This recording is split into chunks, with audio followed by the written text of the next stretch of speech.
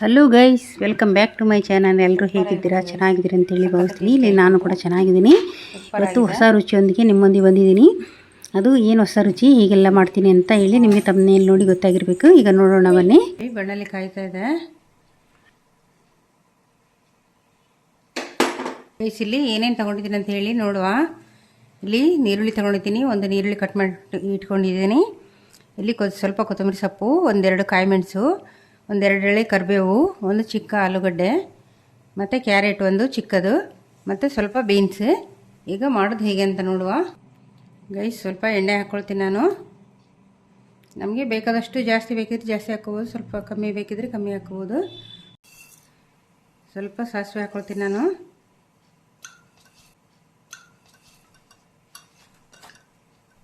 Guys, ಇಲ್ಲಿ ಸಾಸಿವೆ ಚಟಪಟ ಆಯಿತು.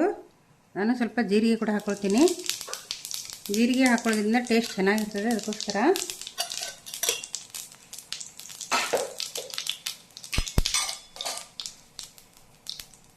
ಇಲ್ಲಿ ಏನು ಕಟ್ ಮಾಡಿ ಇಟ್ಕೊಂಡಿದ್ದೆ ತರಕಾರಿ ಮತ್ತು ನೀರುಳ್ಳಿ ಟೊಮೆಟೊ ಎಲ್ಲ ಅದನ್ನು ಹಾಕೊಂಡ್ಬಿಡ್ತೀನಿ. ಫಸ್ಟ್ ಕಾಯಿ ಮೆಣಸು ಹಾಕೊಳ್ತೀನಿ,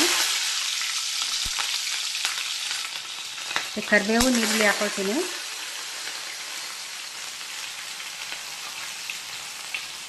ಕೊತ್ತಂಬರಿ ಸೊಪ್ಪು ಕೂಡ ಹಾಕ್ಕೊಳ್ತೀನಿ. ಈಗ ಫಸ್ಟಿಗೆ ಒಂದು ಸರಿ ಇದನ್ನು ಕೈ ಆಡಿಸ್ಕೊಂಡ್ಬಿಡ್ಬೇಕು.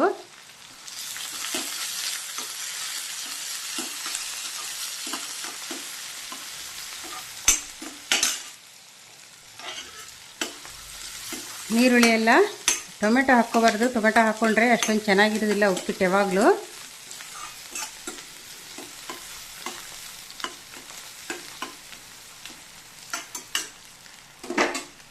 ಗೈಸ್, ಇಲ್ಲಿ ಈಗ ತರಕಾರಿ ಕೂಡ ಹಾಕ್ಕೊಂಡ್ಬಿಡ್ತೀನಿ. ತರಕಾರಿ ಕೂಡ ನಮಗೆ ಫ್ರೈ ಆಗಬೇಕಲ್ವಾ.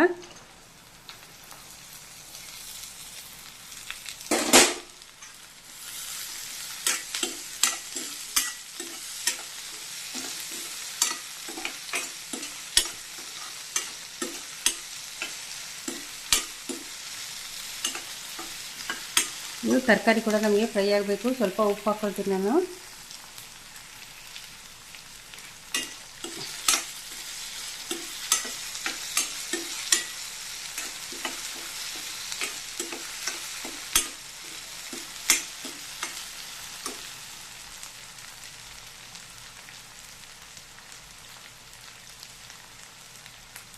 ಸ್ವಲ್ಪನೇ ಉಪ್ಪು ಹಾಕ್ಕೊಳ್ತೀನಿ ನಾನು. ಮತ್ತು ನಮಗೆ ನೀರಲ್ಲಿ ಹಾಕಿ ಹಾಕ್ಲಿಕ್ಕಿದೆ ಅಲ್ವಾ, ಇದು ತರಕಾರಿ ರುಚಿ ಬರಲಿಕ್ಕೋಸ್ಕರ ಮತ್ತು ಬೇಗ ಫ್ರೈ ಆಗಲಿಕ್ಕೋಸ್ಕರ ಸ್ವಲ್ಪವೇ ಹಾಕ್ಕೋಬೇಕು. ಮತ್ತು ನಮಗೆ ಕರೆಕ್ಟ್ ಹದ ಸಿಗೋದಿಲ್ಲ.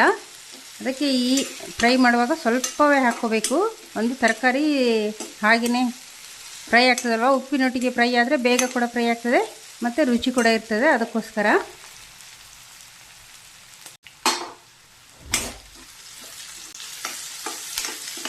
ಇದು ಮತ್ತೆ ನಮಗೆ ಬೇಯಿಸಲಿಕ್ಕೆ ಸಿಗೋದಿಲ್ಲ ಅಲ್ವಾ, ಡೈರೆಕ್ಟಾಗಿ ನಾವು ಉಪ್ಪಿಟ್ಟು ಮಾಡಲಿಕ್ಕೆ ಹಾಕೋದು. ಅದಕ್ಕೇ ಈಗ ಎಣ್ಣೆಯಲ್ಲೇ ಕರೆಕ್ಟಾಗಿ ಇದನ್ನು ಫ್ರೈ ಮಾಡ್ಕೋಬೇಕು.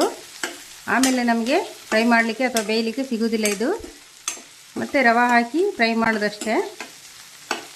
ಅದಕ್ಕೆ ಇವಾಗಲೇ ಸ್ವಲ್ಪ ಡೀಪಾಗಿ ಫ್ರೈ ಮಾಡ್ಕೋಬೇಕು. ತರಕಾರಿ ಎಲ್ಲ ಬೇಯಬೇಕಲ್ವ. ಎಣ್ಣೆಲಿ ಫ್ರೈ ಆದರೆ ಸಾಕಾಗುತ್ತೆ, ಬೇಯ್ತದೆ. ಹಾಗಂತ ಹೇಳಿ ಕರಂಚಬಾರ್ದು. ಇದು ಕರಂಚಿದ್ರೆ ಟೇಸ್ಟ್ ಹೋಗಿಬಿಡ್ತದೆ.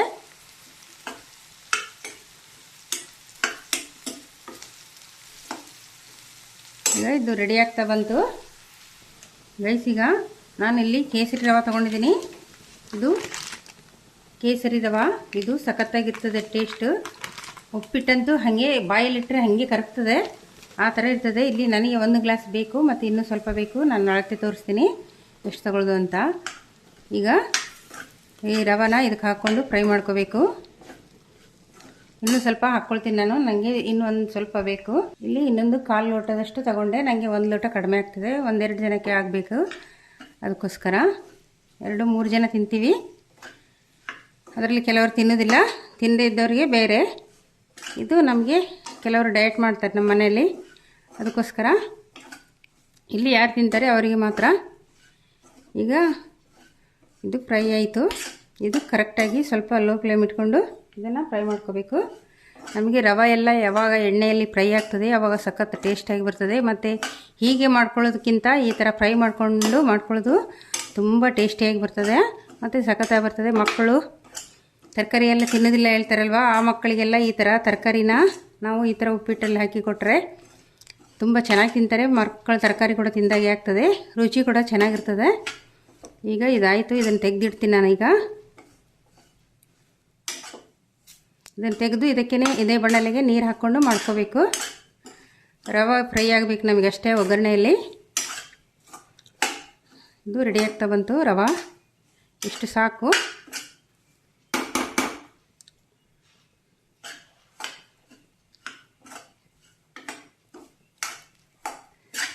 ಗೈಸ್ ಇದನ್ನು ತೆಗೆದು ಬಿಡ್ತೀನಿ ನಾನು. ಇದನ್ನು ಒಂದು ಪ್ಲೇಟಿಗೆ ತೆಗೆದಿಟ್ಕೊಳ್ತೀನಿ.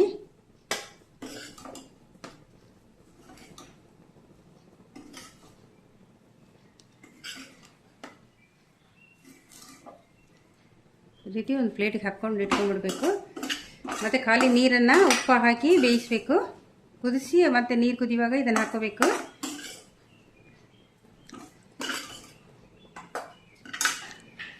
ಗೈಸ್ ಇಲ್ಲಿ ಯಾವ ಲೋಟದಲ್ಲಿ ನಾನು ರವೆ ತಗೊಂಡಿದ್ದೆ ಅದೇ ಲೋಟದಲ್ಲಿ ನಾನು ನೀರು ಎಷ್ಟು ಹಾಕ್ಕೊಳ್ತೀನಿ ಅಂತ ತೋರಿಸ್ತೀನಿ ನಿಮಗೆ.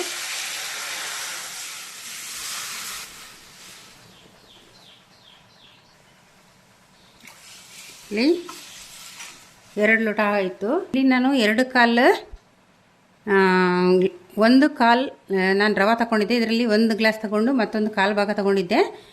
ಈಗ 1 ಲೋಟಕ್ಕೆ 1 ಲೋಟ 2 ಲೋಟ ನೀರಾಯಿತು. ಈಗ ಏನು ಕಾಲು ಭಾಗ ಇದು ರವೆ ತಗೊಂಡಿದ್ದೆ ಅದಕ್ಕೆ ಇದು 3/4 ಗ್ಲಾಸ್ ಅಷ್ಟು ನೀರು ಹಾಕ್ಕೊಳ್ತೀನಿ. ಸ್ವಲ್ಪ ಒಂದು ಅರ್ಧ ಗ್ಲಾಸ್ ಯಾವಾಗಲೂ ಜಾಸ್ತಿನೇ ಹಾಕ್ಕೋಬೇಕು ಉಪ್ಪಿಟ್ಟಿಗೆ, ಅದು ಪರ್ಫೆಕ್ಟಾಗಿರ್ತದೆ. ಈಗ ಇದು ನೀರು ಕುದಿಬೇಕು, ಇದಕ್ಕೆ ಸ್ವಲ್ಪ ಉಪ್ಪು ಹಾಕ್ಕೋಬೇಕು. ಗೈಸ್ ಇಲ್ಲಿ ಉಪ್ಪನ್ನು ನೋಡಿ ಹಾಕ್ಕೋಬೇಕು, ಯಾಕೆಂದರೆ ಫಸ್ಟಿಗೆ ನಾವು ತರಕಾರಿ ಫ್ರೈ ಮಾಡುವಾಗ ಸ್ವಲ್ಪ ಉಪ್ಪು ಹಾಕ್ಕೊಂಡಿದ್ವಿ. ಈಗ ಇದನ್ನು ಕೂಡ ನೋಡಿ ಹಾಕ್ಕೋಬೇಕು. ಮತ್ತು ಉಪ್ಪು ನಾವು ನೀರನ್ನು ನಾವು ಟೇಸ್ಟ್ ಮಾಡಿ ನೋಡಿದಾಗ ನಮಗೆ ಗೊತ್ತಾಗ್ತದೆ ಉಪ್ಪು ಕರೆಕ್ಟ್ ಆಯ್ತಾ ಇಲ್ವಾ ಅಂತ. ಗೈಸ್ ಇಲ್ಲಿ ನೀರು ಕುದೀತಾ ಇದೆ, ಇದನ್ನು ನೋಡ್ಕೋಬೇಕು ಈಗ ಉಪ್ಪು ಎಷ್ಟು ಕರೆಕ್ಟ್ ಇದೆ ಅಂತ. ಗೈಸ್ ನಾನು ಸ್ವಲ್ಪ ಸಕ್ಕರೆ ಹಾಕ್ಕೊಳ್ತೀನಿ, 1/4 ಸ್ಪೂನಷ್ಟು. ಟೇಸ್ಟು ಚೆನ್ನಾಗಿರ್ತದೆ ಅದಕ್ಕೋಸ್ಕರ.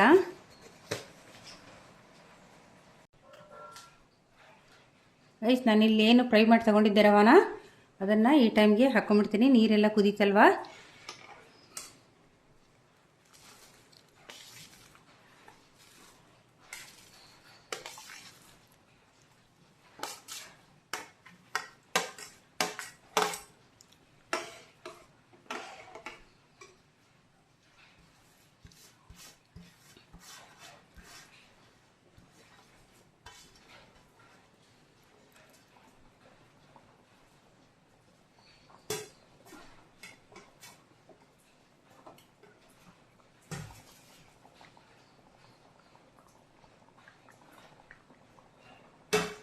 ಗೈಸ್ ರವೆ ಹಾಕ್ಕೊಂಡು ಸ್ವಲ್ಪ ಕೈ ಹಿಡ್ಕೋಬೇಕು. ಆದಷ್ಟು ಸ್ವಲ್ಪ ಲೋ ಫ್ಲೇಮಲ್ಲೇ ಮಾಡ್ಕೋಬೇಕು ಇದನ್ನು.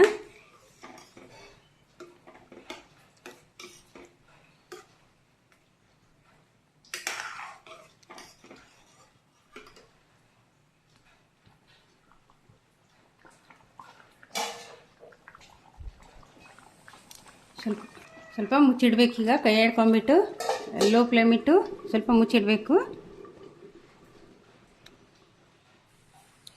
ಗೈಸ್ ಈಗ 1-2 ನಿಮಿಷ ಆಯಿತು ನೋಡುವ. ಇಷ್ಟ ಆಯ್ತು. ಈಗ ನೀರೆಲ್ಲ ಪರ್ಫೆಕ್ಟಾಗಿ ಆಗಿದೆ.